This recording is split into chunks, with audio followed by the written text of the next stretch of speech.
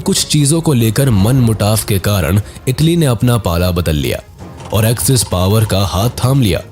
World war 2 start होने का सबसे बड़ा रीजन वर्ल्ड वॉर 1 का एंड रिजल्ट था, जिसने पूरे जर्मनी के लोगों में एक बदले की भावना जगा दी।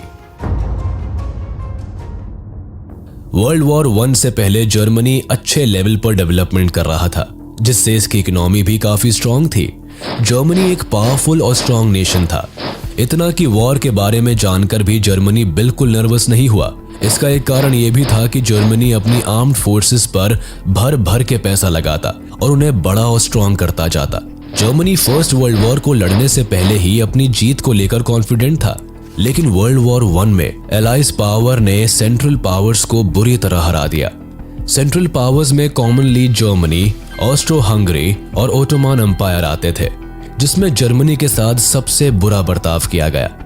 जीते हुए देशों ने हारने वाले देशों को कहीं का नहीं छोड़ा। यूके, फ्रांस और रशिया ने हारने वाले देशों के टुकड़े कर दिए और उन्हें आपस में बांट लिया।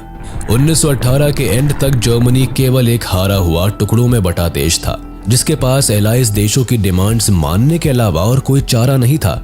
वॉर ने जर्मनी की इकोनॉमी को डिस्ट्रॉय कर दिया, यहाँ के लोगों को बर्बाद कर दिया और उन्हें अलग अलग देशों का हिस्सा बना दिया गया। वॉर के बाद जर्मनी में पॉलिटिकल, सोशल और इकोनॉमिकल चेंजेस आए। जर्मनी के लोगों में एक डिफरेंस देखने को मिला। यहाँ रिच और पुअर में एक ह्यूज गैप आ गया था, जिससे सोशल अनरेस्ट बढ़ता चला गया।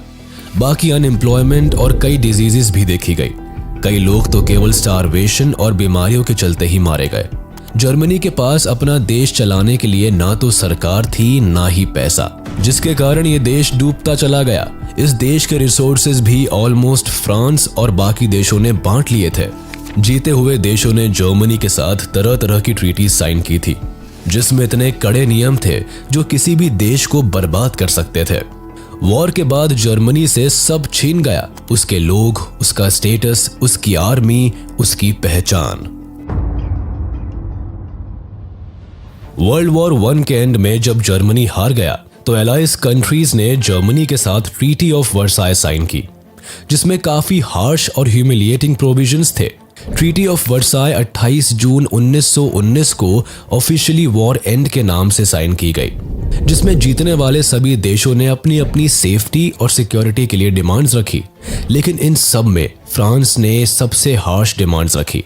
वो इसलिए क्योंकि अगर आप यूरोप के मैप पर नजर डालेंगे तो देखेंगे कि फ्रांस और